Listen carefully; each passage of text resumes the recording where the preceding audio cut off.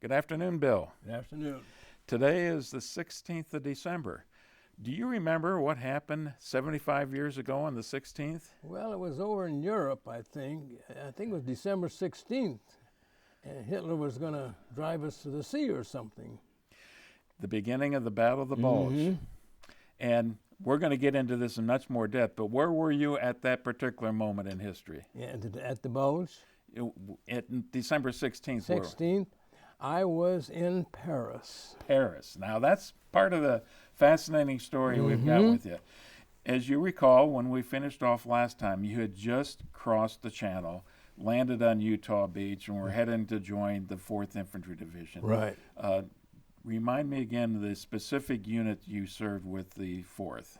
I was at the Company K, 22nd Infantry, 3rd Battalion. I think that's the way. Well, 4th Division. There were 4 different titles, I think. Yeah, the 3rd Battalion would be, anybody in Company K would naturally be in the 3rd Battalion of that particular regiment. That's right. And before that time, you had all this time as a clerk in London. Things weren't Yes, too I rough. did. Quite interesting. But now you're not going to be a clerk anymore, are you? No, typewriter won't fit on the back very well, so no, that was done. What were you equipped with? I think we had some magazines on our belt here. What was your weapon, though? Oh, M1. Okay. With a bayonet occasionally. Seldom ever put that on, but. It sounds like you're just an average infantryman then. Exactly, you bet. The guys who do all the fighting and bleeding. Yeah, a lot of it. What was going through your mind now that you're in combat? You're heading to combat for the first time ever.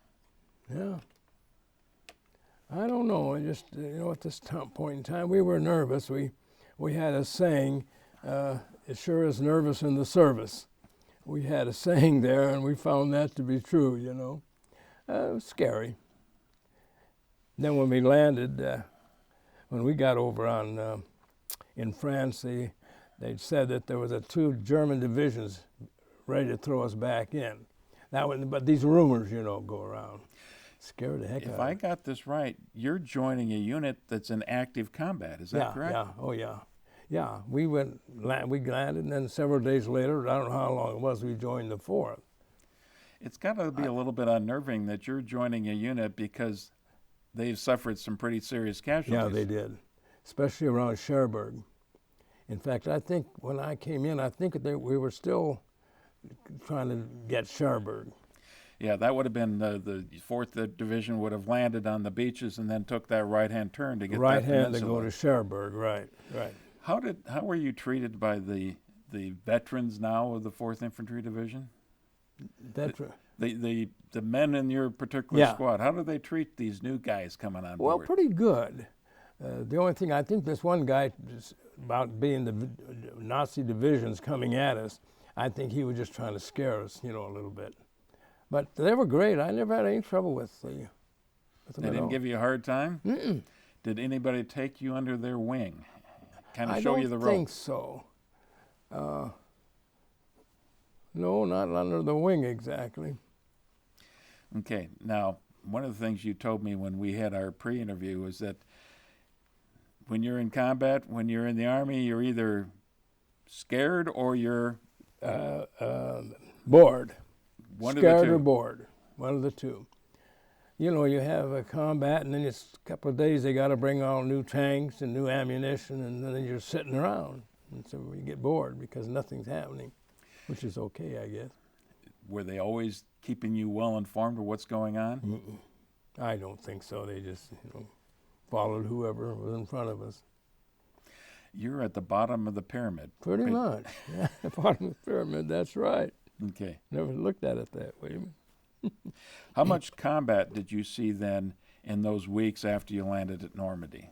I don't remember. The big battle I remember was St. Lo, and that was bad. That's the one where we woke up in the morning and there was several hundred planes going over because we couldn't move.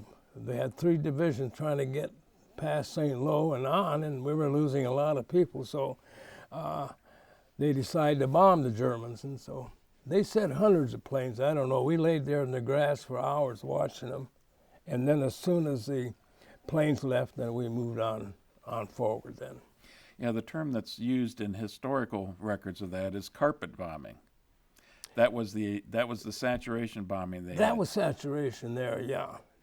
Now, after they did all the bombing, does that mean you guys have to move through that terrain? Well, as soon as they can, yeah, because you want to get in as soon as you can so the other people can't get organized. You know, there are a bunch of bombs, and then we were only about 1,600 yards back of the bombing. That's what I said in the book. In fact, you know, we just laid there and watched them. Were you getting a little bit nervous? A little bit nervous, yeah. If they drop one or two of those, then it's bad news, I would think. Oh, yeah. As a matter of fact, Mark, I just read where toward the end of the bombing, they dropped a lot of bombs in the dirt and so forth, and there was a dirt cloud going over. And our bombers thought this was where the Germans were, and they dropped some bombs on our area, just for a short time, you know. But, you know, it's hard to... That's what they said. They assumed that if that's where the guys were, but it was just dust going up there.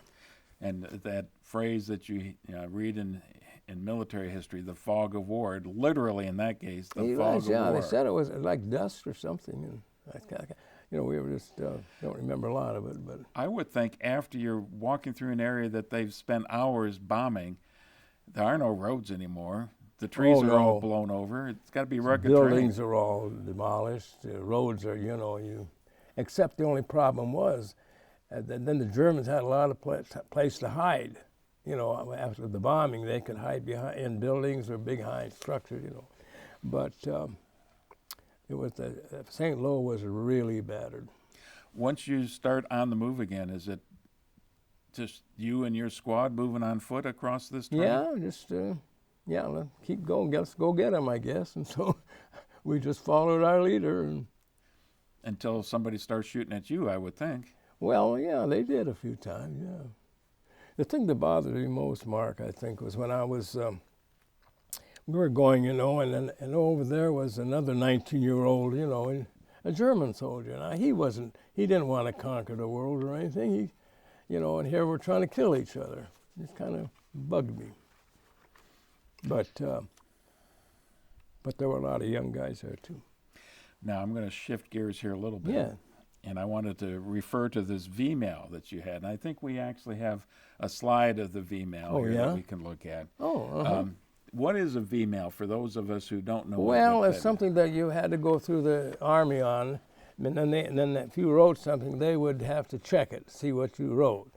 You couldn't mention any town or anything. And I don't know exactly how that worked, but there were just little notes. It's like little notes, you know. But the details of it, I don't know. But it was a V-mail all the time. And I understand what they did with those then is they would make a photocopy of them, put them on some kind of microfilm, and then send them overseas. And the same thing returning to you, right? Yeah, I think that's what it was, yeah.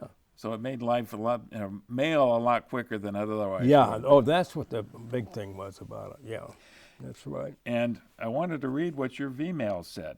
To your mother. Oh, yeah, okay. Well, Mom, I'm in England no longer.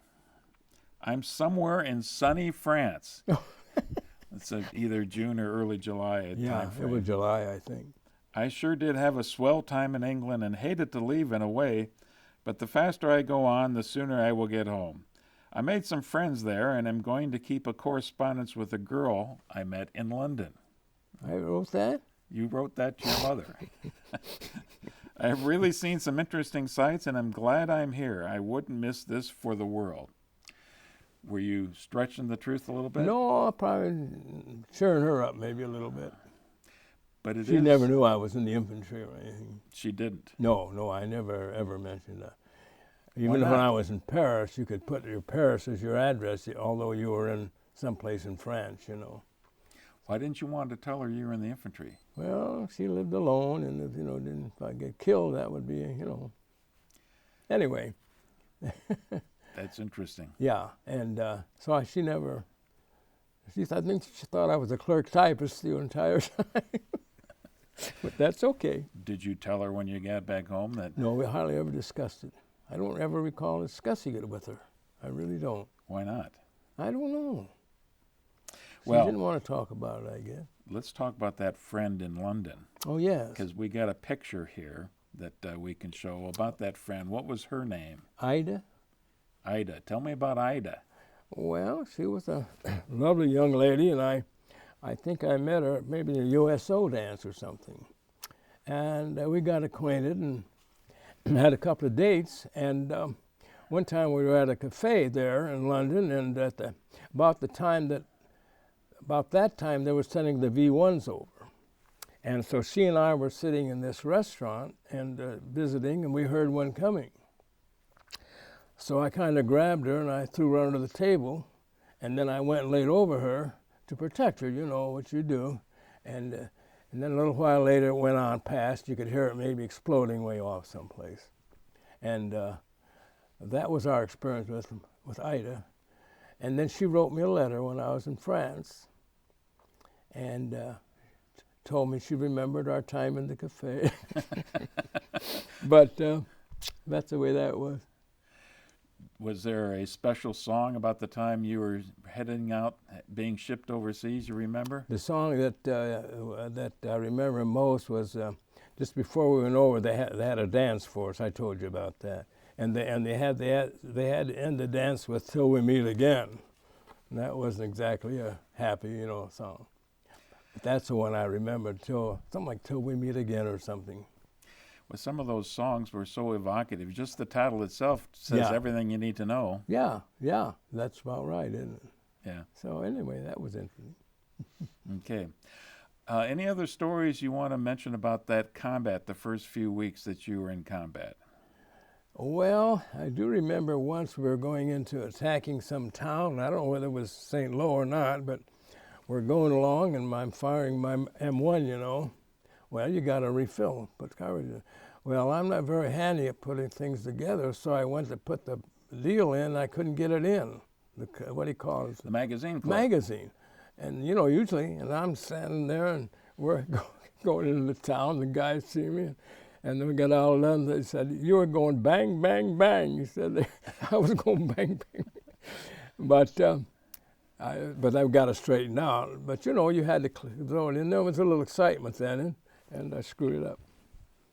Well, the training's supposed to take care of that, but Oh, as a clerk, maybe you weren't getting enough training. Well, I was typing using a typewriter at that time, apparently. But anyway, that was but that a lot of times you'd be going into a town, you'd have a infantry and then a tank and infantry, and I think that's the way they did it in St. Lo. All as far as and then once the signal, well, you all went in, Well, they were firing these 75s off the tanks, and we were doing our AIM-1s, and it got kind of noisy. This is when you get into St. Lo, that's a build-up area. And there's even more places for Germans to hide then, I would think. Yeah, absolutely. And it was I don't know how, it was weeks before they got through there. And as I understand, the Allied command felt that we were losing too many men for the short distance we were getting. And so that's why they ordered the bombing then. The carpet bombing. Carpet bombing, so that we'd have less problems. So those first few weeks in Normandy, I know one of the biggest problems was the hedgerow. Oh, terrible. Did you experience some of that yourself? Just one time, yeah. They were about 2 or 3 feet thick, and 4 or 5 feet high. They've been growing for hundreds of years, these hedgerows, between properties and so forth. And the Germans utilized them too. If a tank went over them, they'd be a dead target for a shell to enter the tank if they tried. And so somebody finally suggested they had a bulldozer or something. They finally got them out that way, dug. I knew that what they had done in some cases, they took some of those German obstacles from the beaches and got some saline torches and basically, like you said, made a nice bulldozer blade right on the front of the tank. Yeah, exactly. Yeah, we couldn't believe it. I thought they should have known that before. Was the unit you're in, was Company K suffering some casualties in your fighting? Oh, yeah, we had a few. I don't remember too much. One of them, I remember, had his foot pretty well damaged. But when they medic got him, and they said when they picked him up, he started laughing. He knew he was going home. He said his foot was bleeding, he was laughing because he's going home. He said he kind of went like this, and I didn't see it, but that's so you had mostly rifle, and and at night when we were in our foxhole all night, they had mortars occasionally come in, but we had lost a lot of people in that St. Louis and the Hurtgen Force.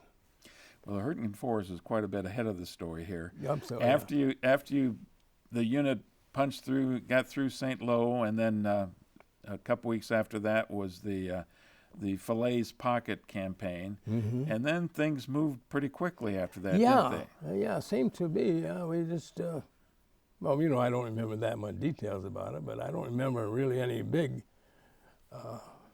activities there after that. We got a map that that I was incorporating in this, and it shows that it looks like there's a solid thick line as you got through that St. Louis area and a little bit beyond that, and then there's a much thinner line from there to Paris. Yeah. How did you get to Paris? Well, walked part of the way, and we entered Paris. Was there not nearly as much resistance then? No, I mean, the Germans finally left Paris, and they were heading back east, and so we just moved in there. That's all I remember. And walking down the street, and girls come up and kissing you and stuff, and it was kind of nice. Didn't you worry about that at the time? All those girls coming up and kissing? No, I didn't really think about worrying about it. It was kind of nice, but.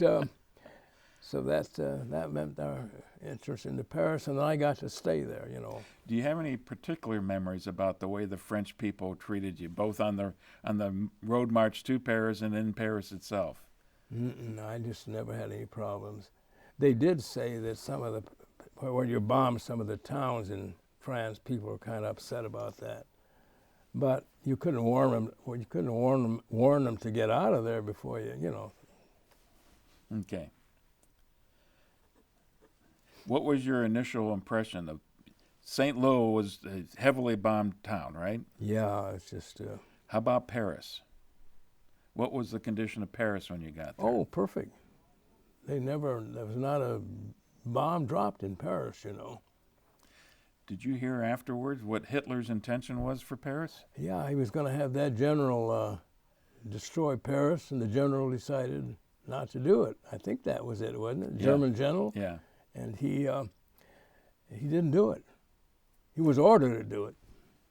What happened once your unit got to Paris? What happened with you? Well, then I went right into office work in my division, and then they went on. How did that happen? How did you end up becoming a clerk again? Well, because I was a company clerk. I went to clerical school in Fort Knox during basic. And so when I was in Paris, I was a company clerk, and you had to keep records for and so. Well, I gotta believe there was a company commander who was looking around for somebody who could do that kind of a job. Yeah, that's right. And did you raise your hand and says, I can do that? Yeah. But I realized too that that was a company clerk, and that's why, I could type pretty fast and all that. So that was fine with you to have that? Absolutely. Especially, my buddy and I thought, boy, the war will end by Christmas. We'll be home, Well, didn't turn out that way. Hitler had different ideas, but we had a good time in Paris. So the thought that this would have been July time frame. Mm-hmm. The thought was that the war is going to be over in a few months. Not until we got, we kind of thought about that. I did not, all we want to do is to get home. But at the time of the Bulge, then they started talking about the war being over by Christmas, and this was December 16th, and well, we were a long way from being home. Well, and we're a long way before I want to have you talk about the Bulge, because I need to find out more about what life was like in Paris for a company clerk in a town full of people who are overjoyed that they have their freedom again. Mm-hmm. Well, it was very nice. We went to different shows. Paris was noted for their shows and everything. And one time we I'm were... afraid I got the pictures of some of these shows and the I don't know. scantily clad ladies. No, just, well, might have been, but, I was just a 19-year-old boy from Iowa. I didn't know anything. But we were waiting there one night. Glenn Miller was going to play. He was in England, and he was going to fly over and play, do a concert. So we went to this theater. It was filled up with a bunch of GIs and everything, and the band was there, and he didn't show up. And waited and waited, and finally the drummer was Tex Beneke, I think. He took over the band. Well, Glenn Miller was lost coming across the channel.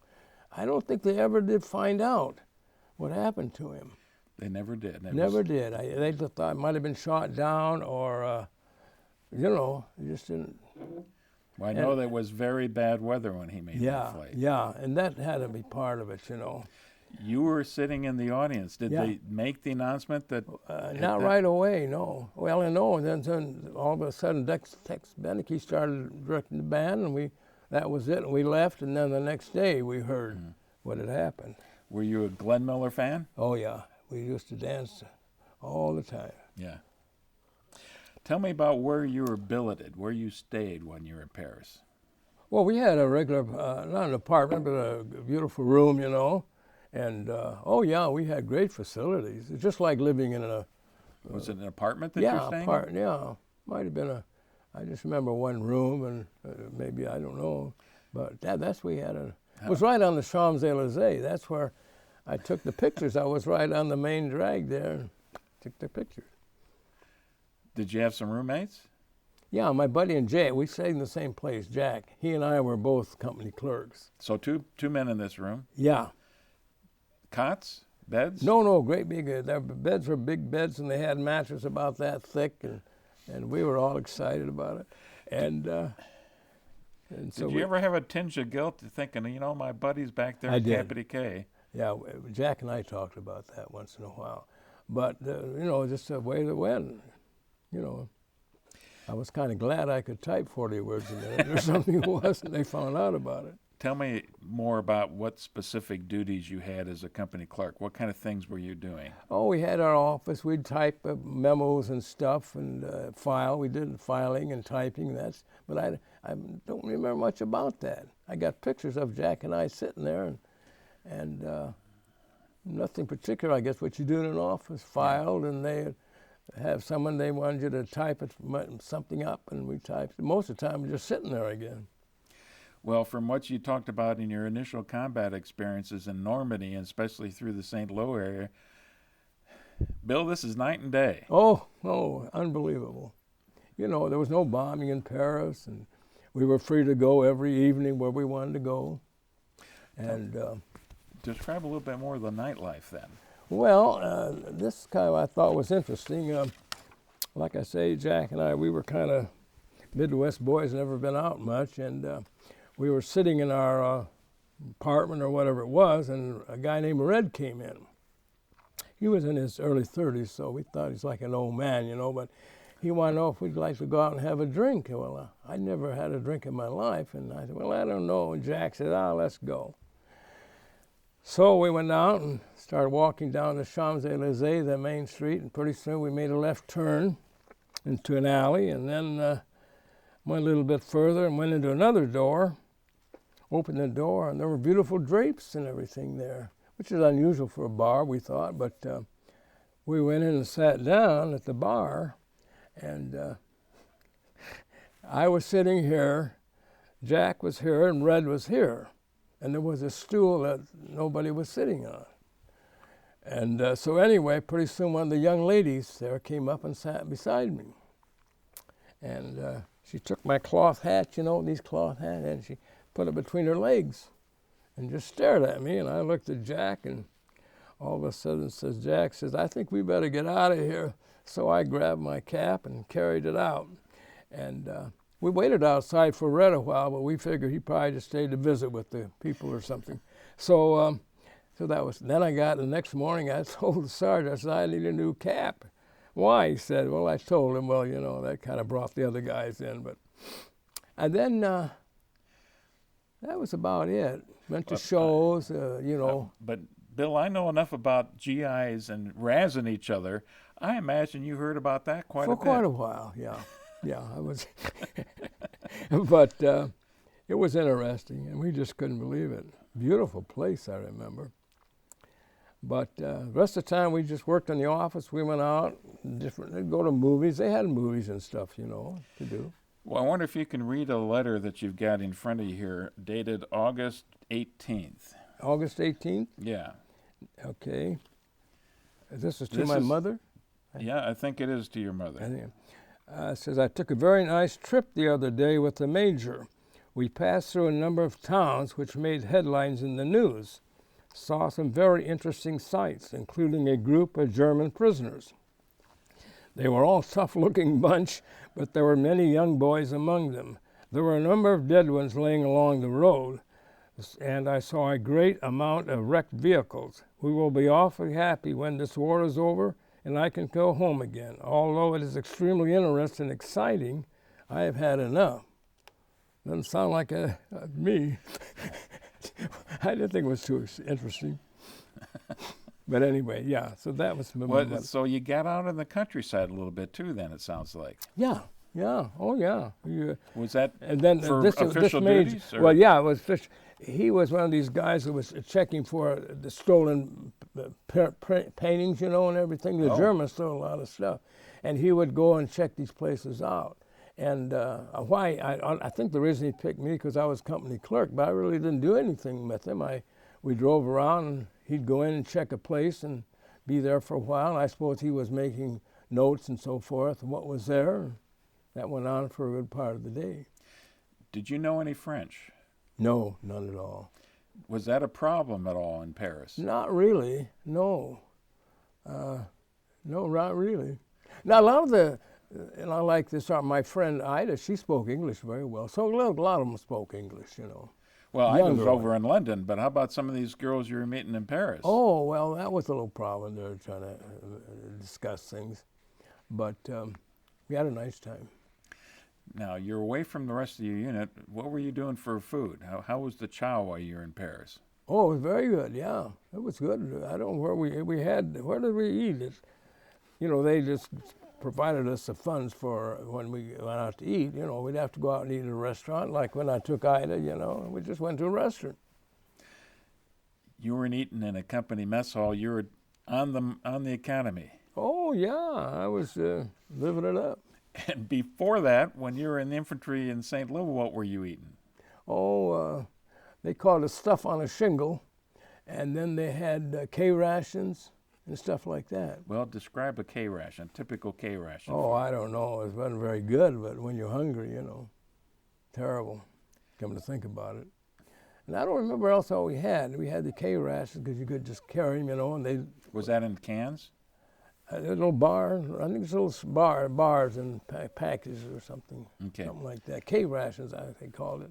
And, you know, we survived. But that was combat, and now you're in Paris. I want you to read, if you would please, at the bottom of the sheet there, September 26th. Okay. Hi, Mom, how are you? I'm sitting here in my hotel room writing this letter. Boy, I really have a swell deal here, as long as it lasts. One of my buddies and I have a hotel room in which we live. The Army took over a bunch of them, as I told you before. We have a private bath, showers, closet, 2 lovely writing desks, 3 cushioned chairs, and a big thick rug. And the bed is a dandy, a mattress about a foot thick with clean sheets every day, a nice big pillow. I know this doesn't sound like the Army, but that is the life we are living now. I just got through taking a hot shower. After those long weeks in the field, this is next to heaven. So, boy, that hot shower would have been. Oh, my word. And that was great. We were there several months, you know. What a contrast from your life before. Yeah. Yeah, I got a touch of everything over there. Mm-hmm. Okay, and You talked about some of the free time diversions. Did you see any other USO shows? You talked about that one Yes, that Glenn I Miller was saw. supposed to show up. Gosh, I saw a couple of movie actors there. I saw Joe Louis there. The boxer. Yeah, and I remember writing. I said, "Boy, he sure looks mad all the time." I forget what it was. And then we saw some Dinah Shore. We saw her. We never saw Bob Hope, and Dinah Shore, and then the tap dancer, Fred Astaire was there, put on a show, but not very many of them. Were they not going up to the front too often? They went up pretty close to the front. Yeah, I mean, yeah, they were in danger sometimes. But this is yet another advantage of being a clerk in Paris, it sounds like. Mm-hmm. Yeah, I tell you what, I kind of enjoyed that. But Tell me more about your buddy you were rooming with. Jack was, he was a really great guy. He was about my age, and we just hit it off together. We didn't know each other till we got picked to go to Paris. Then we got acquainted there, and then we did, everything together and movies. And great guy, and we got through the war together and came home together and saw the Statue of Liberty together. So it was a nice friendship. How would you describe his personality? Well, just kind of a fun guy, and we just had a good time. Okay. And Armistice Day, certainly the French would remember Armistice Day because that country suffered terribly during the First World War. And Armistice Day is, of course, it's November 11th. Did they have anything significant on Armistice Day? I don't recall it at all. Well, I think you do, because you were taking pictures of the parade outside. Oh, the parade. I thought that was a parade at the after taking Paris. Well, I don't remember just when that was. You have a picture of De Gaulle and Churchill, don't they? Yes, and there could have been two parades. That could have been, yeah. But what research I found out, that was on November 11th, Armistice Day. Oh, was it really? Okay, yeah. I wouldn't. I always thought it was, that's great to know that. Tell me about watching that parade then. Oh, that was great. We were sitting up there and we just watched, taking pictures, and people were just, excited and they were so glad we were there, Did the French people generally treat you very kindly? Absolutely. I never had any problem. Do you have any special memories of the French? Not really. Never really related much to them while we were there. We had our own little life, and we'd go to a movie, or I don't know what else we do, and stuff like that, go out to eat, and never, but... They treated you well in the restaurants? Oh, yeah. Were you getting free wine or beer when you go into the restaurants? I don't, because I didn't drink. That was too bad. I could have had a lot of... but I didn't drink at the time. You remember anything in particular you really liked to order on the menu? I bet they didn't have much meat to speak of. No. Oh, as a matter of fact, I did go, I did meet one young lady there, and I took her home, and so she had me stay for supper or something, and all they had was potato soup and bread. I mean, they were hurting because, I remember that. Had a lot of potatoes and some soup and some bread. I might have asked you this before. Did you smoke? No. Well, no, because, I want to tell you about that, Mark. I didn't smoke, but we were issued cigarettes every week, I think. I don't know whether we got a carton or not. We got a lot of cigarettes, and I didn't smoke. And one day a sergeant said, Bill, he says, I'll give you, I don't know, 10, 15 bucks for those cigarettes. And I thought kind of strange. And so, okay, and every week he was selling them on the black market someplace. He was probably making a fortune on them. Mm-hmm. But I made enough to send home to buy a 38 DeSoda for $800. I sent my money home. My mother put it in the bank. And you weren't using those to give to some of the French people that you're meeting, because they would have loved those American cigarettes. Oh yeah, especially certain people really loved them. But I never. Just he would come and he'd give me the money and I'd send it home and. But. And where would you keep all that money? Where? Yeah. Did you keep it in your pockets? Oh, yeah, in your pocket. Well, as soon as you got a check, we just sent the money. We just sent it forwarded. We always forwarded it right home. We kept a few bucks but I wanted to have something left, so. Are you saying most of your paycheck was going to your mother? Yeah.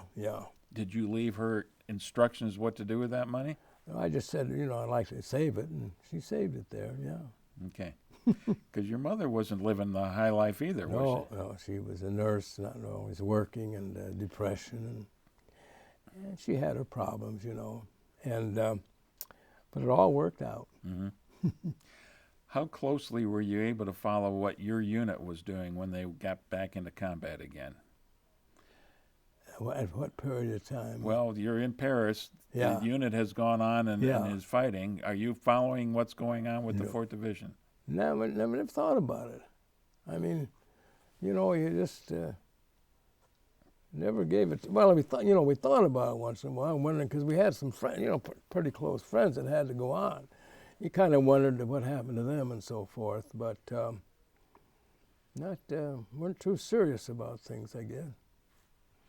By the time you get to November or December time frame, it sounds like you're still in Paris. And by December, I think it's about the time that the 4th Division got into Hurtgen Forest. Yeah, I think that's right.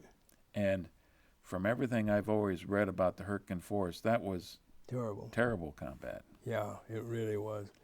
And we didn't have much of that in that one area we were in. But that would have been terrible. We were only there 2 or 3 days anyway. But I did. Our own unit shelled us for a while, and that happened occasionally. It's pretty hard to zero in exactly everywhere, and a few came over, and there was a big tree trunk laying there, and I just laid beside it. Mm-hmm. You know how a big tree trunk goes? Well, that would have been after you rejoined the unit. Yeah, right. And this one guy was injured way off there someplace, but that didn't last long because they got it straightened out, But then after that, I heard that happened occasionally, Friendly fire. Yeah, and they stopped it quite quickly, but anyway, I said I put my arm like that and could have had a little hand injury and could have gone home. But you would have had your own $1 million wound. That's right. But anyway. Now, you're still in Paris on Thanksgiving. Do you remember anything special about Thanksgiving Day? No, I don't. Even Christmas wasn't much thought about that either, come to think about it. Well, and we started by today saying that December 16th was the beginning of the Battle of the Bulge. And looking at the map and reading the records, after the 4th Division had gotten pretty well bloodied at the Hurtgen Forest, it was typical. They would send in one division after another in the Hurtgen, and they normally came out for some rest and recuperation. And they got moved south into Luxembourg. Okay. And the 4th was in Luxembourg at the beginning of the Battle of the Bulge. And if we look at the map... Yeah, that's right. You can see that the map says that they had the southern shoulder of the Bulge. The shoulder of the Bulge, yeah. In other words, your division held. Well, I didn't get into... I don't think I was in the entire battle. I think I came... Well, that's what I wanted to go back. Yeah, we were in the shoulder of the Bulge, I think, is what they said in my book. Go ahead. Then that was it, as far as I know, yeah. I wanted to read some stuff. I don't think I gave you this stuff to read. And maybe I did. If you can read what you wrote to your mother on December 22nd, the Bulge has been going on for a week. You're still back in Paris, apparently. Yeah. Go ahead and read. Well, I don't know. I always told her I was in Paris, so I'm not, so I'm not too sure. But Christmas greetings from Paris. You want me to read it? Yes. Just 3 more days and Christmas will be here. I'm going to be off, so I will get a chance to go to church. They are going to hold Protestant services in the American Cathedral in Paris. Gosh, it doesn't seem like Christmas. They don't seem to celebrate as much as we do. I remember our streets were all decorated and lights hanging over the streets. There are going to be a number of services and various programs which will occupy our time. Well, Mom, no packages yet. Boy, they better get here soon or Christmas will be over. Most of the fellows have received theirs in the last few days. I am sure mine will be here tomorrow or the next day. But the main thing is that they get here, but I am not worried. Other things have priority right now. I refused a few more cards. Got a nice one from Doris. You better explain which Doris this might be. This is second Doris. Doris is the one that I knew in high school, and we were kind of getting together in high school. So this is a girl back home. Yeah. And then I wrote and we broke it off. And also one from a lady at T&W where I work. Then another from a girl in California. I hope by now you have received my packages. I hope they get here sooner than yours are arriving here. I guess I'll have to save those Christmas cards you sent until Christmas. No doubt I will still need them. Sure hope I am home next Christmas. Don't count on it. Oh, that's right. I am sitting in a day room writing, and there's a lot of confusion and noise. So excuse contents of this letter if it is jumbled. Well, Mom, guess is all for this time. I'll write you again Christmas and give you a report on my packages. Hope I have some good news. That was interesting. So what strikes me about that letter is you're very concerned about these packages. Yes, isn't that something? Yeah, because that was the biggest thing in life for us if we got a package, And we did through the year, they'd send. Well, what kind of things were arriving in these cookies or something like that, It sure sounds like you're still in Paris on December 22nd. Yeah, that could be 22nd, yeah. Or, yeah, I must have been. But you hinted at something right that last little paragraph. There's a lot of confusion here in the orderly room. Yeah, the orderly room. Well, I think that's what you said. In the day room. The day room. That's where we used to be able to go. A day room. They had a place to read books, and that's right, the day room. But here's my guess, Bill. Yeah. I don't want to impose anything on you. No. I know that sometime after this, Christmas is only 3 days away. Sometime after this, you're sent back into combat again. Mm-hmm. And so I'm thinking to myself, reading this letter, what's that commotion in the day room about? Oh, the scuttlebutt about, hey, you hear we're heading back up to the front again? that could have been, yeah. Yeah, that might have been, because, no.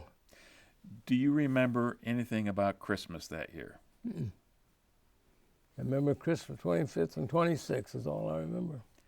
I don't think we even talked about it, come to think about it, much. It was just another day in the Just calendar? another day, you were feeling miserable part of the time, and you didn't. It must have been fairly soon after this, then, that you headed back up to the front. Yeah, right. Yeah. And then I was with them until May 8th. The war ended in Europe on May 8th. And I ended up at the Alps there, like I said. Okay. So otherwise, I'm kind of fused in between. So you spent some time when you first got to England as a clerk. You get sent over to Normandy a couple weeks after they landed and were your standard infantrymen. Yeah. Then you're a clerk all the way through December, and you spend the rest of the war as an infantryman again. Yeah. That's pretty much it? Yeah, that's pretty much it, yeah. I know I was in Paris at least 2 months or more, 3 months maybe. It was 11 months before the war ended, Mm-hmm. And, but, gosh sakes. Do you remember arriving back to your unit once you got back up to the front again?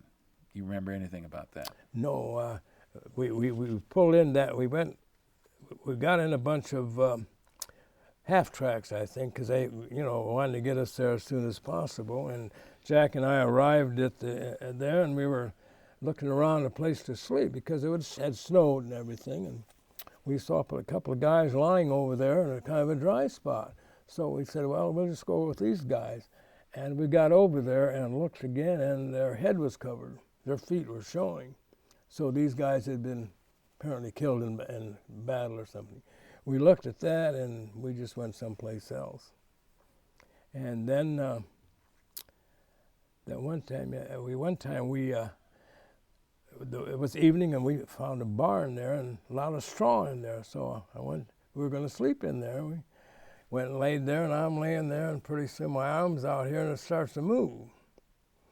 There was a rat, I don't know what it was, some animal under there, you know, in the straw.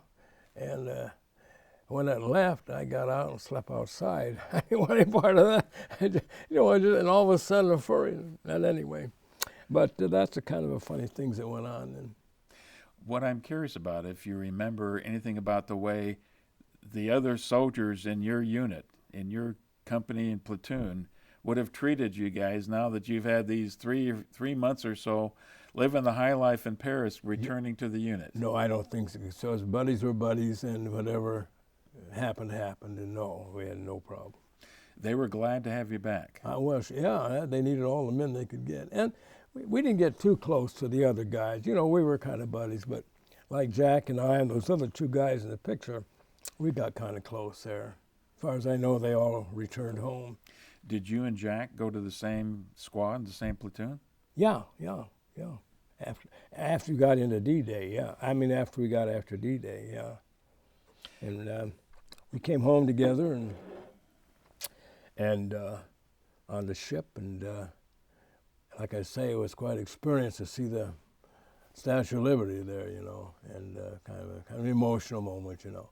But anyway, he went on home and I went home, and we never contacted each other after. I'm always sorry we didn't, but... The Battle of the Bulge, one of the things it's known for today is the horrendous weather.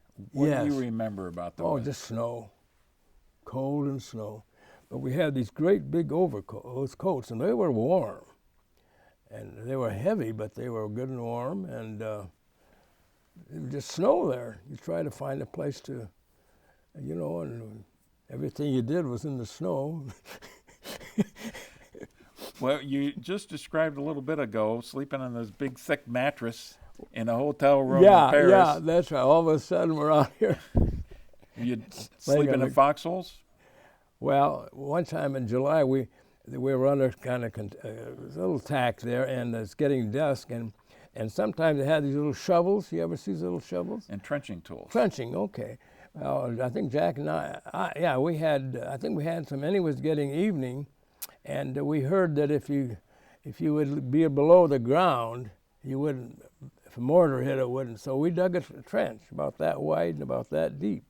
And then we laid there all night together, and, you know, heard a little out there, but not much. But I remember that. One of the most typical, not really casualties, I guess it would be described as casualties, during the Battle of the Bulge was trench foot. Yeah, absolutely. Did you suffer from hands and feet getting cold? No, my toe. My little toe got real funny looking. And I did go to the medic, and I don't know what he did. He gave me an aspirin and gave me some clean socks or something. I don't remember. But my little toe was starting to look funny. But those guys have trench foot. I mean, they had to get off the line. Yeah, that's right. Yeah, that was very common. Yes, it was. Any other stories during the Bulge itself? And you would have been there. It was basically from the 16th of December to about the middle of January before they started moving again. Yeah. No, I remember going to, and we were heading south because we end up at the Austrian-German border, I think, in the Alps up, you know. Okay. That's all I remember, going down there, and then we had to wait to get, we were going to be sent to States after that. What I'd like to do next here, Bill, is just kind of walk you through the various movements that the 4th Division was making, and then we'll get to bringing out some of these stories that you remember. Okay. Because I know that a lot of these stories, the typical infantryman's experiences, you know, one day is the same as another. They just bleed together. Yeah. So here's what was going on with the 4th after the Bulge. It was at the southern shoulder, as I talked about, at the Bulge itself. Yes, southern shoulder. In January, the division crossed the Sour River, and that was basically straight east. Okay, the Sour River, yeah. And then in February, February, at that time, a little bit farther east, the division got bogged down for a couple, 3 weeks, at the Prum River, P-R-U-M. Prum River. Well, remember that at all? I don't remember the exact details, but They didn't cross. You didn't cross the Prum River until the 28th of February. So this is essentially 2 months after the Bulge. Yeah. Then I think it looks like movement was picking up quite a bit after that. Yeah, right. 7th of March, they reached Kiel, Germany, Okay. where there was a short rest, and then to the Rhine River and crossed the Rhine River on the 29th of March. Do you remember that? Mm-mm. I remember crossing one river. Maybe that was it. I don't. This would have That's a been big one river. that there was either the Prum or the Rhine where you would have been under enemy fire when you were crossing it. That probably was, yeah.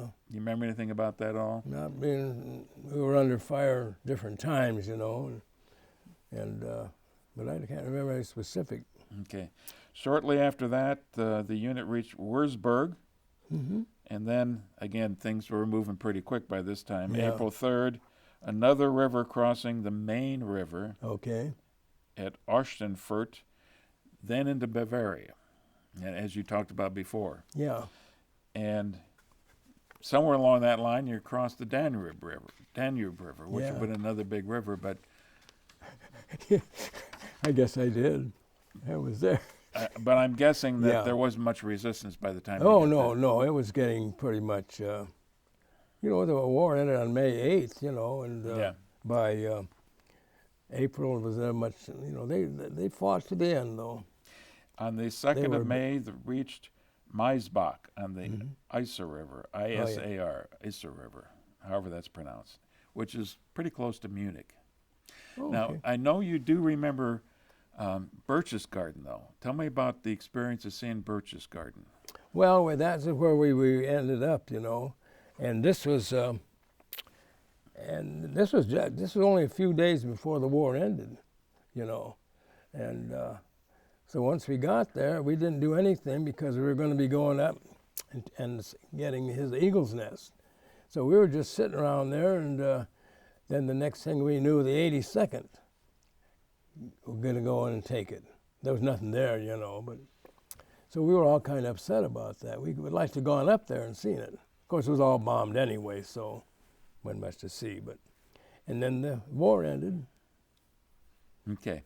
Now, before we get to the war ended, I want to try to draw out some of these stories that you've mentioned already as you're fighting across. And let's start with this. If you could, were you on foot most of the time across Germany? It seemed to me we were, yeah. Once in a while, they'd have some trucks or something, or some way to get us there quicker. But most of the time, we were on foot, yeah. That's a lot of walking. It is a lot of walking, and because they didn't always have transportation. Once we went on some trains there, they called them 40 and 8s. The 8 horses and 40 men, and I remember we took that someplace because they had to get there in a hurry, and you could pile in 40 or 50 guys in that. That doesn't sound very comfortable. No, to it me. wasn't. It wasn't real long trips. But I don't know if there is such a thing, but I wanted to ask if you could describe a typical day. Typical day? Yeah, during this time frame when you're doing an awful lot of moving. Yeah. Well, I don't know. We always had to get up fairly early, and then we'd get breakfast. They'd fix breakfast sometimes. Hot meal? You could have a hot meal once in a while. Yeah, and but that's about it. You didn't have to shave or change clothes or anything. You just You didn't? Huh? You didn't have to shave? No. Oh yeah, you had to shave, but I mean you didn't have to change clothes or. Okay. And sometimes you couldn't always shave every day, and but that was about it. Then you'd encounter some Germans out there. I don't think I hit anybody. I wasn't a very good shot anyway. But walking most of the day. Walked a lot. Did you walk till dusk? Yeah, sure. And then you would stay. Did you get a hot meal at the end of the day? I don't ever remember hot meals out in combat. Okay. But we had to have had it because but I don't remember we had breakfast there. I'm going to tell you something. They probably would have been hard pressed to get some hot water for shaving and coffee in the morning, and that may be about it. Coffee would be it. I tell you, coffee was a savior out there, and Yeah, and then one time we were about halfway up a hill, and we were stopped by enemy up there. Did I tell you that? Anyway, and so Jack and I were there with a bunch of guys, and all of a sudden 88 came way over, and the old story, And I don't know if I told you this or not, but I think I told you this, where the sergeant said, the lieutenant said, we're going to stay here. And the sergeant is about my size, but a real mean guy. And he says, we're not staying here, we're going down into town. They're going to zero in on the third shell. So we took off and stayed all night in that town in the basement. And I think I told the next morning, I told you, didn't I? The next morning I got up and said, hey, Bill, you were trying to go in your helmet. You were trying to climb in your helmet, whatever that meant. But see, had we stayed there, it would have been disaster. And this, if you stayed in that, if we'd have stayed there all night, because there was some shells came in, and but this old sergeant knew what he was doing. I don't know if he got in trouble by disobeying as an officer, but that didn't make any difference. Well, oftentimes the sergeants know how to survive, and Absolutely, they've had more experience sometimes than lieutenants. Oh, this was a new lieutenant, and this sergeant had been in since D-Day, so, And it sounded like he intended to survive the entire war. Yeah, he says, let's go, guys. And I remember following a medic down there. I saw a medic, so I ran with him. But what was the question? Did you ever have any sniper fire? Did you come under sniper fire at all?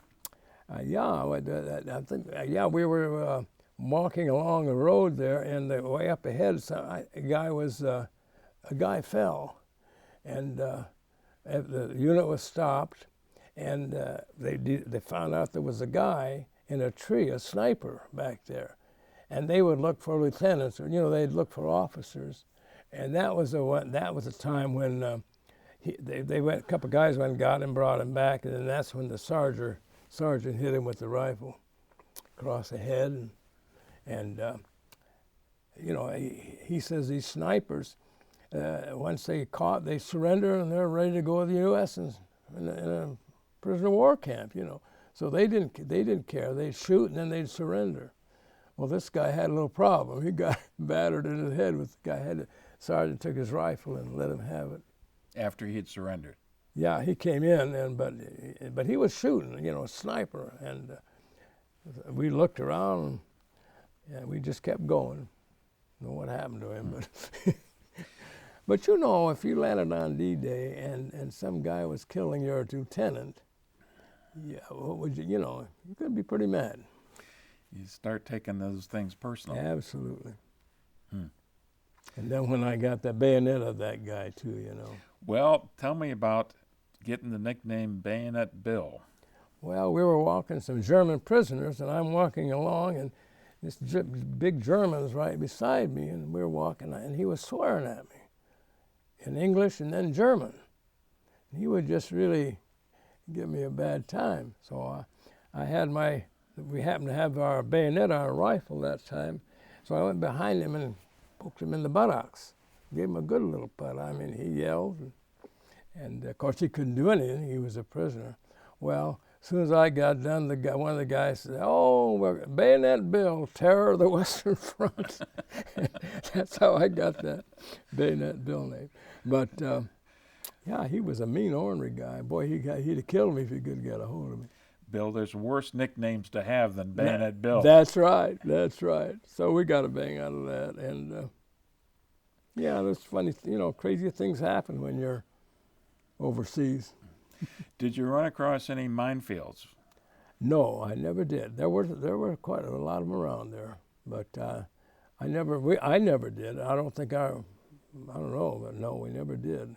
But they would have them in where you normally would be walking or something. You had to check it out. But I don't ever remember, no. Were you ever the guy who was on the point, the lead in a particular movement? Mm-mm. I was always kind of a little guy in the back, I think. Happy to be there? Okay. I wasn't chosen to do that. Like when I was in high school playing sandlot football, I was always the last one chosen, Yeah. The little guy, so I figured. But I bet the Germans were scared when they saw me. You know, there was probably some times that the grunts, the guys who were up in front, would have some negative words about the people in the back, but then they were more than happy to make sure that you're keeping their record straight. That's right. Yeah, you kept the record straight. No, we didn't keep any records in combat, you know. But but no, that, you know, it's funny how you kind of gelled together. Everybody was just anyway. When you were on the movement, were you more concerned about snipers or shelling? Shelling mostly, or just running into or going into combat with the rifle, stuff like that. Yeah, that was always kind of nerve-wracking, but you know. And I know there was an incident with a barn and a cow. Oh yes, we were going into this town, and as I remember, some of the shells we fired were incendiary, or what do you call them? And after quite a while, we went in and took the town. And as we were going in, there was a barn burning over here a little bit. And so we kind of went over there, and all of a sudden, there was a couple of ladies came out, and they're crying, you know. And so all of a sudden, 2 GIs went over and went in the barn, and there was a cow in there. And they brought the cow out for her. And there were a couple of farmers from Iowa or something, you know. They realized how much that must have meant to them. Yeah. Oh, they were really pleased with all that, you know. They went into, it wasn't really burning too bad if I remember right, but they saw these women crying. And this is in Germany? Yeah, this was in Germany, yeah, absolutely. How often were you seeing German civilians when you're on the move? Not very often, no, not very often. Because we were always on the move. Once you start getting fairly deep into Germany, there's potential to be finding concentration camps and POW camps, things like that. Did your unit run across any of that? Yeah, we did. My daughter looked. We found one and went in and you know got a hold of the people, let them out and everything. In other words, they were what the deal was. It's called a sub camp or something, and the Germans had and people in that prison there was slave laborers, some soldiers and so forth, and there was a Messerschmitt plant near there. And what they did, these people had all worked at that plant. They'd all be in there, and the Germans would wake them up, and then they'd have to go and work all day and so forth. And that's where we went in and took that camp then. And all we did, you know, we went in and threw food to the people and so forth. And I never did know what that was exactly, but one of my daughters checked that out.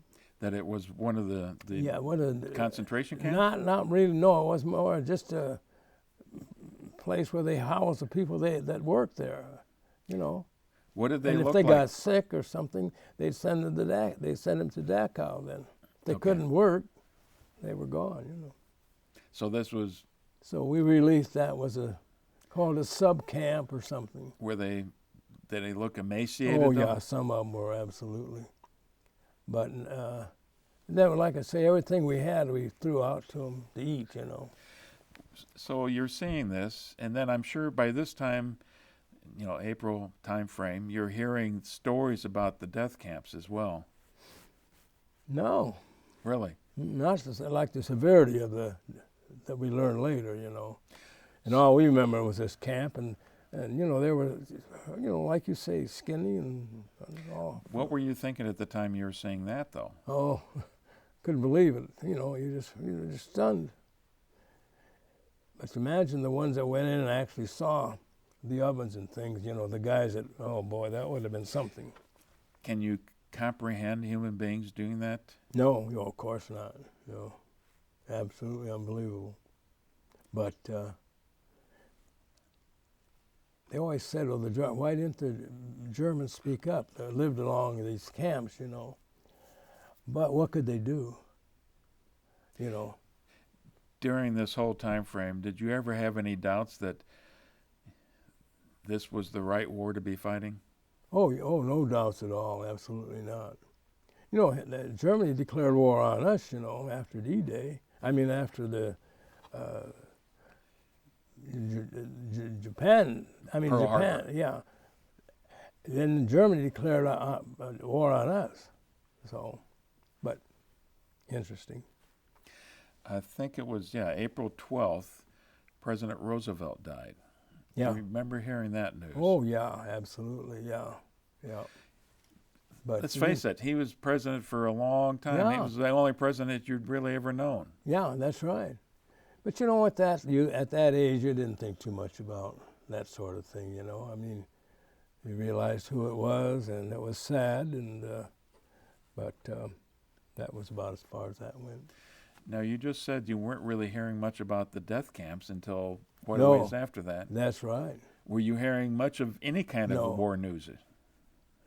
No, not really. I mean, all thing we knew was this place that we took, and that's it. No more about Dachau. We didn't know anything about that.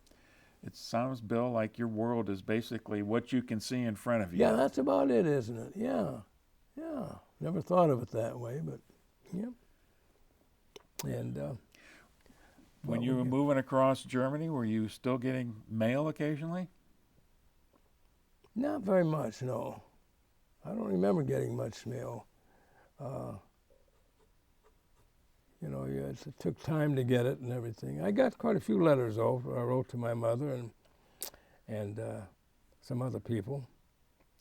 So I would imagine there might have been, if they did get to you, that you got several at a time, maybe. yeah, you get because they had, 2 or 3 maybe at a time.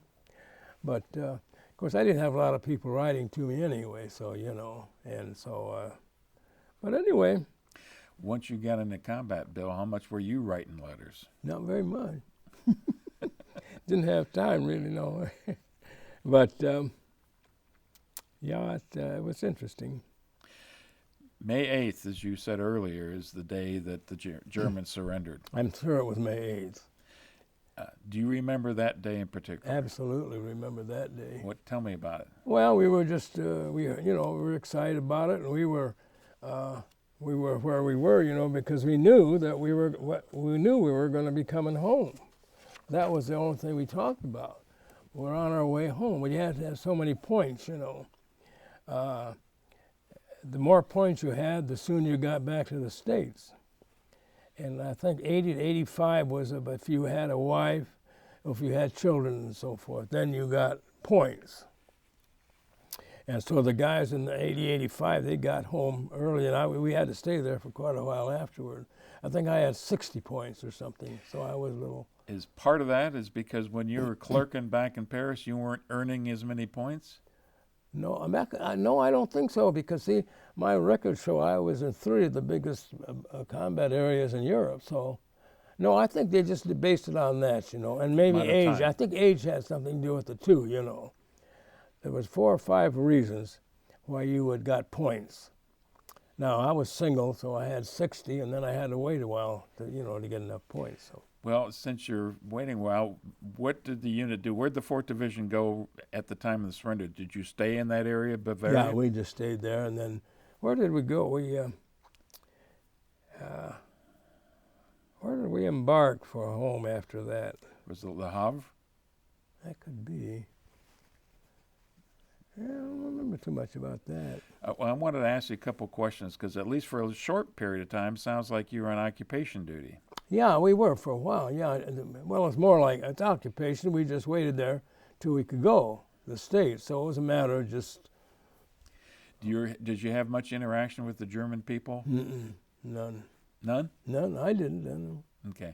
Well, we were in the camp most of the time, and. Well, you got to see a lot of Paris. You got to see the French countryside, and you didn't get to see much of Germany. No, other than where we were at, Now, maybe this didn't affect you much, but what did you think of General Eisenhower's insistence, his order that there would be no fraternization between Americans and the German people? Yeah, or you had to be I thought it was under a certain age. You couldn't fraternize under a certain age. I thought maybe that's not the way it was. But no, you couldn't. No, that's right. Do you think that was a good... Oh, yeah. That's fine. Who wants to fraternize? Fraternize once, But anyway. Do you remember the day that you did get shipped back to the States? Yeah, very much, yeah. I tell you what, guys just, well, we're kind of stunned, I guess, couldn't believe it. That it was over? But and we didn't know that we were going to be heading for Japan. So the date I have on your military records is July 11th. So it wasn't really that long that you were on occupation duty. No. As soon as we got appointments, we came back. They sent more troops in for occupation. My brother-in-law came later in occupation, after the war. But so it's almost now. You just mentioned that the 4th Division was scheduled to go to Japan. Yeah, see, when we came home, we were given, I think, 30-day pass. I don't know if it was that much.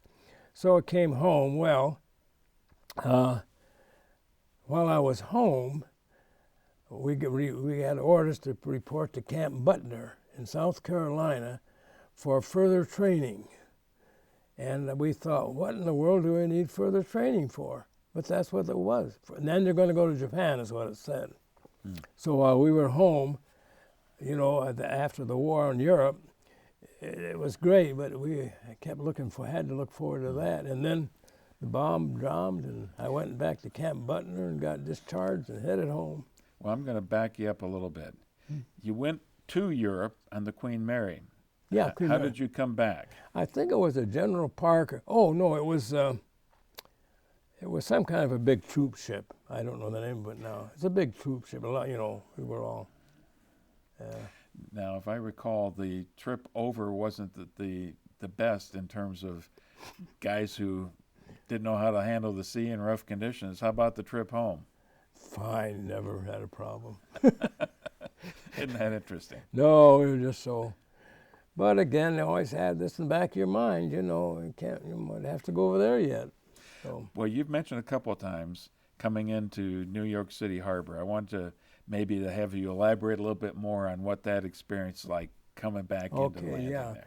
We came in and the Statue of Liberty and all that, and when we got off the boat, they had a bunch of hamburgers and malts.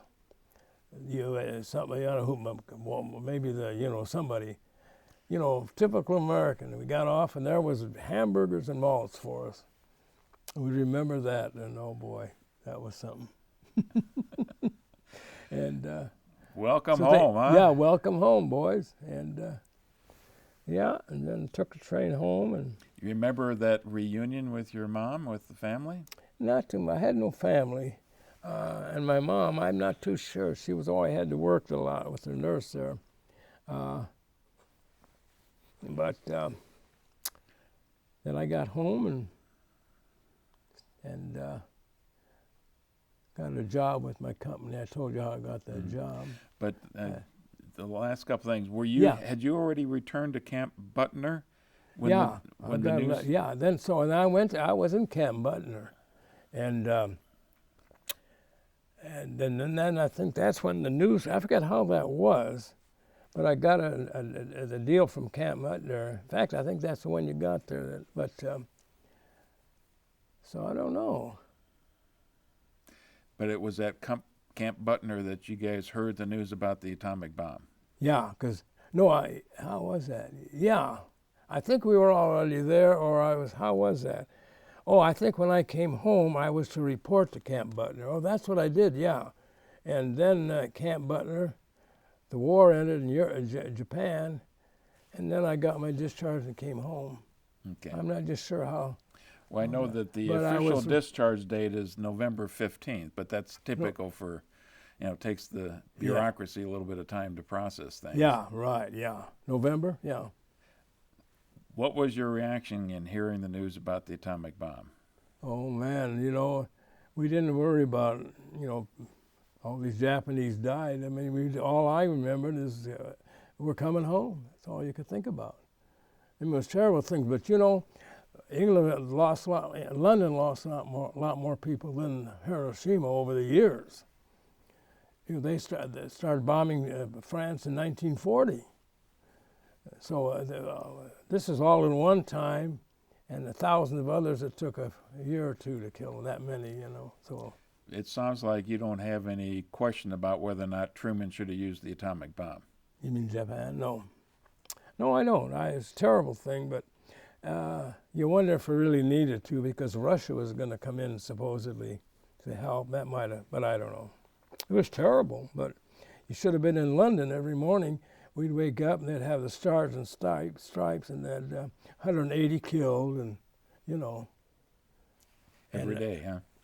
Well, pretty much, yeah, because they sent those things all the time. Okay.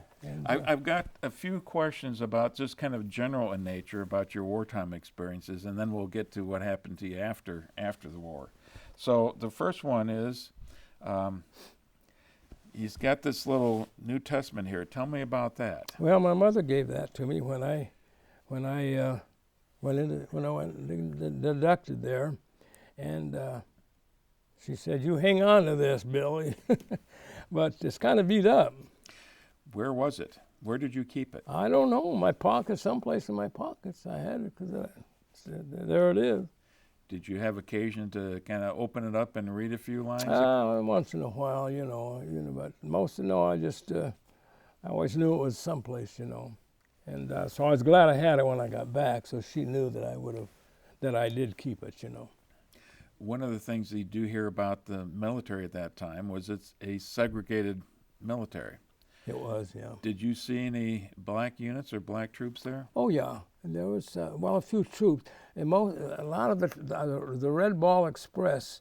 Most of the truck drivers were black, and then once in a while you'd see they would date a girl, you know, from London or something, but I didn't see really many of them. They had their own unit, I think. They had their own companies and divisions and so forth. Right. And so I guess that was what you would have called. Did you hear of any trouble ever between units? Never did. Okay. Nope. What do you think about the quality of the sergeants and the officers that you had? You've told a couple of stories about these junior officers, but yeah, in general, what did you think about it? We had confidence in most of them that were with us, you know, the division commander and the company commander, and we had no problem with it. I remember. How would you describe the morale in your company, in your Pretty regiment? good, yeah. Were you proud to be serving in that company? Oh, absolutely, yeah. Got pretty close there, you know. Now, in one occasion, you told us about the breakout from St. Louis where they had the carpet bombing, but once you got past the Battle of the Bulge into Germany, did you see a lot of air support during that time frame? I don't recall it. No, I do not recall it. But they did have some after the weather cleared up. So I don't remember too much air support. Okay. The United States, the Allies would have owned the skies by that time. Oh, they did, yeah. There wouldn't have been any competition. They owned the skies on D-Day, you know, in the area. So, you know. And what did you think about the Germans that you encountered, the German soldiers that you encountered? Well, like the big guy here. But I never had any contact, you know. You capture them, and then there's something that people get them and take them. And there were several thousand in the United States, prisoners, weren't there? Yeah, and they had it made. Yeah. And, now, you mentioned at one time when you got to St. Louis, you realized there's a 19-year-old who's not much different than you on the other side. Well, that went through my mind. I didn't see him exactly, but I thought, here I am trying to kill this young guy, and he's over there trying to kill me, and you know, it kind of bothered me for a while. But you had a different feel about that POW. Yeah, he was kind of naughty. Naughty, as in arrogant? Yeah, he might still have that scar. But that's okay. He earned it. I'll never forget it. Okay. Yeah. Okay. What did you do then when you came back home after the war's over?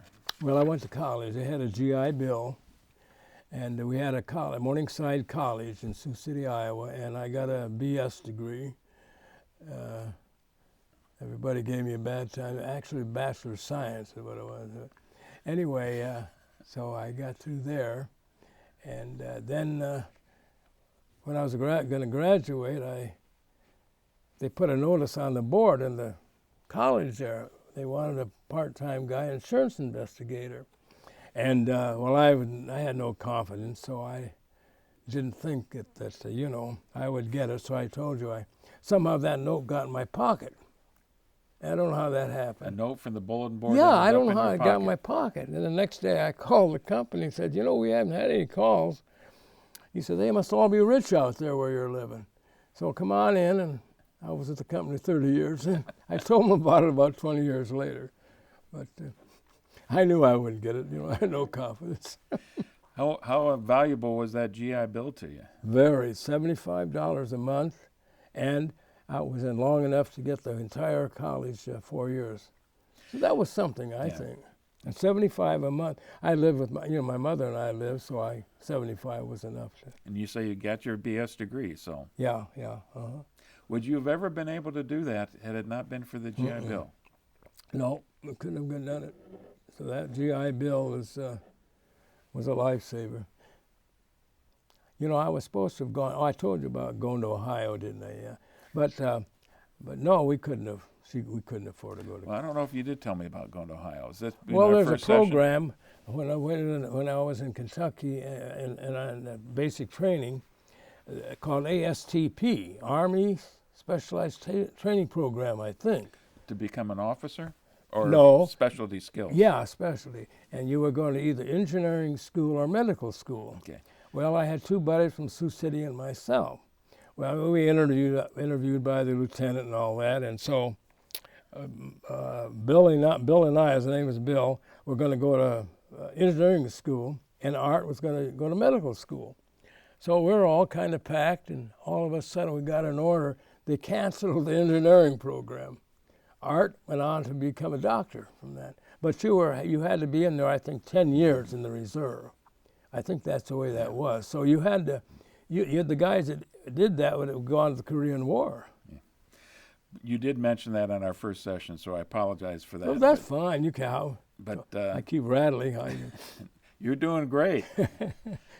But GI Bill, it made a difference in you and thousands. Changed of my GI. life, and thousands of others. That's right. I know a couple of guys that couldn't have gone too. You know, and so it was a great experience, and got that job through there because of certain circumstances, and it all worked out. Well, let's talk a little bit about something else that changed your life, because there was a third Doris in your life. Well, when I was, this is crazy, when I was, 13, 14, you were getting interested in the girls, and the girl I had met was Doris, and she lived near us, and then she moved away. Well, then I met another Doris, and in high school and all that, but we broke up when I was during the service. Then I came back, and then my wife was Doris, and met her through mutual friends, and got married in 1950. We were married 68 years, and so anyway, so I worked for the company's insurance investigator, ran a little office in Sioux City, a couple of employees, I guess, but. You met Doris on a blind date, essentially? No, through mutual friends. Somehow, I don't know how that was. And I thought she looked pretty good. and so we got together, and that's the way that was. Well, tell me a little bit more about Doris, besides that she looked pretty good. Well, she was a beauty operator. She went to school. Her folks lived in Yankton, so she was in Sioux City alone there and became a beauty operator. And then she became a Mary Kay director. And she was that until she retired, and she was in her 80s when she gave that up. Wow. And she was kind of the mainstay of the family, I think. But she died in July of a year and a half ago, about, yeah. So anyway, we had a great time. We loved to travel. How many children do you have? We have 4. Yeah. One of them is here, and but we have 4 children. Yeah. Very good. And two of them, Teresa and a son, live near me, so that's great. Now, you hear a lot today about the returning GIs that we have from the war in Afghanistan and Iraq and the difficulties they have to readjusting. Yeah. Did you have any difficulties adjusting back to civilian life? No, and I didn't know anybody that did. You know, I had some friends and nobody, well, we hardly ever talked about it in the first place. And I had buddies that went through some pretty rough stuff too, from my hometown. And so I don't know why. There must have been some, obviously, because there were some pretty rough times too. But when you think of some of these fighting in these islands and everything, it'd be terrible. But anyway. Okay. Looking back on it then, how do you think all of this changed you and changed your outlook on life? Oh, I don't know. I just enjoyed working, and it was exciting, for the job I had, and had some great children, just normal family there. Was the war experience, that you don't think that changed you necessarily? I must have, because, I was no brothers or sisters or anything, and so I had to, and I don't think it did. It just must not made me more confident because I had to cheat a little bit, So I did have a confidence. Anyway, I think it was just got home and kind of forgot all about it. When the kids were growing up, when they were young, did you tell them war stories? Yeah. You did? Oh, they've heard them all over the place. I had a scar on my face here that I had when I was a little kid, So when I came home, my boy, I said, yeah, I got a scar here, Billy. And then I told him about the bayonet story. So he thought, years later, I finally explained it to him. And so I was kind of his hero for quite a while. That must have been a disappointment when it... when I found out what it was. But we all had a lot of fun with that. But did you join veterans groups? No, I didn't, no. Oh, I did for a little bit, but this was years ago, and they're declining in attendance now. You don't see VFW and so forth. You don't see many there anymore. Okay. Just a couple other questions for you then. If you're thinking about your own experiences, the World War II generation, what many people call the greatest generation, do you have any lessons that you'd want to pass on to the rest of us who weren't part of that generation? Well, I think just being able to face bad times, I guess, and still, like we did. And I think, especially with me, I think it helped a lot because I didn't know how to relate to brothers or sisters or anything. And when I got home, I ended up with 4 buddies that were like brothers. So it helped me to relate with people. 4 of your Army buddies you talking about? No, they were my buddies in the neighborhood. Oh. Neighborhood. We all became close, and like brothers. Of course, I lived alone, and a lot of times, and so they were like Army buddies, almost more so. Looking back at your military experiences, especially, but even in general in life, is there anything that you'd want to change if you had the opportunity? I don't think so. No. We just follow orders, and that's, and then problem following orders. And no, I just don't think it changed me a lot. We're in the Christmas season, and one of the popular movies is It's a Wonderful Life. Did you have a good life? I think so. Yeah, I did, actually. But just my mother and myself. Never knew my dad, and wonderful woman. She raised me in the Depression, and I don't know how much I want to tell about, but she, my grandmother lived with me till I was about 6 or 7. She passed away, and my mother was a nurse. So she started with the hospice program now. We had 2 bedrooms, a living room, anyway. So county would bring them in and pay her to take care of them until they died. So they had to take her bedroom over, and I had my little room, and she slept on the couch, and so she went through a lot, Well, I wonder if looking back at that personal experience you had growing up, that you were even more committed to making sure that your kids had a completely different kind of life coming up. Well, I think so, yeah. But again, I thought, well, I could have had a dad that was an alcoholic or something, you know. And she did a good job. She saw that I got to Sunday school when I was little, and then, but when I had people living with me, at 2 different times I had families living with me during the Depression. She let them live for their free, and they watched me. Mm. And I remember one family, Mark, they were neat, but it's a Depression. And they had a son, and when they packed their lunch, you know, I see, you know, minced ham or something, and put butter on it, and but they forget to put the minced ham on my, you know. I mean, things are desperate there. But they took good care of me and all that, and then I went and lived with 2 other families till I was about 15, and then I just stayed home alone. Yeah. My mother would get home 3 or 4 nights a week. Otherwise, she stayed at the hospital. Well, we talked about quite a bit of that first session, too, and that was a revealing conversation, I have to admit. Oh, yeah. It sounds to me like that your own life afterwards, when you came back home, you and Doris and the 4 children, they Fantastic. had a pretty good life. Fantastic. I think if you ask them, I think they'll say that. We took them a lot of places all the time. As a family, we'd go to Disneyland and all that, you know. They were 4 lucky children, I'd have to say. Well, I don't know about that. We were lucky parents, I guess. Bill, it's been a real pleasure meeting you. Oh, absolutely. Thank you very much for this. Enjoyed every minute of it. Thank you very much. And thank you for joining us.